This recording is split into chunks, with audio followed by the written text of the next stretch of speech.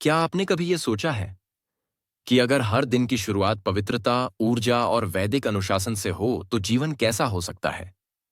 हमारे ऋषियों ने पूरे दिन को 8 हिस्सों में बांटा था जिन्हें कहा गया प्रहर।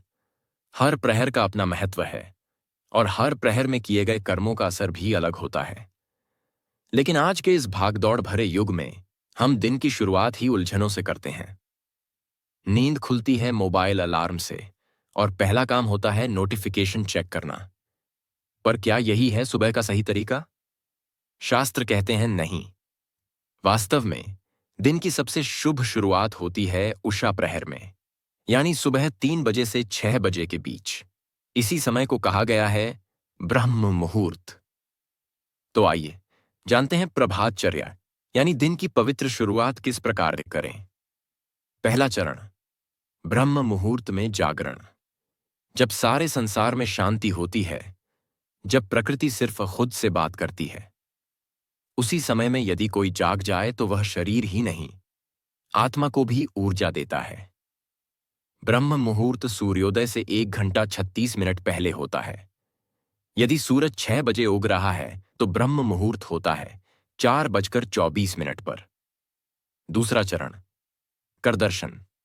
जागते ही सबसे पहले अपनी हथेलियां देखें। हथेली के अग्रभाग में लक्ष्मी, मध्य भाग में सरस्वती और मूल भाग में गोविंद का वास होता है। हथेलियां देखकर ये मंत्र बोलें। कराग्रे वसते लक्ष्मीः कर मध्य सरस्वती कर मूले तु गोविंदः प्रभाते कर दर्शनम। तीसरा चरण, धरती स्पर्श। बिस्तर से उतरने से पहले धरती माता से क्षमा मांगें। पैर रखने से पहले ये मंत्र पढ़ें। समुद्र वसने देवी, पर्वत स्तन मंडिते, विष्णु पत्नी नमस्तुभ्यम, पादस्पर्शम क्षमस्व में। जल सेवन। उठते ही तांबे के पात्र में रखा हुआ जल पिएं जो रात भर रखा हो। इसे ऊषपान कहते हैं। ये शरीर के विषों को बाहर निकालता है, मस्तिष्क को शांत करता है और पाचन को उत्तम बनाता है। पांचवां चरण, मल विसर्जन। सुबह मलमूत्र त्याग का समय सबसे उत्तम माना गया है। शरीर की गंदगी समय पर बाहर निकालना ही असली सफाई है। यदि आप प्रतिदिन एक ही समय पर शौच नहीं जाते तो इसका मतलब है दिनचर्या अस्त व्यस्त है। छठा चरण, स्नान और ध्यान। प्रभात स्नान शरीर ही नहीं, मन को भी शुद्ध करता है।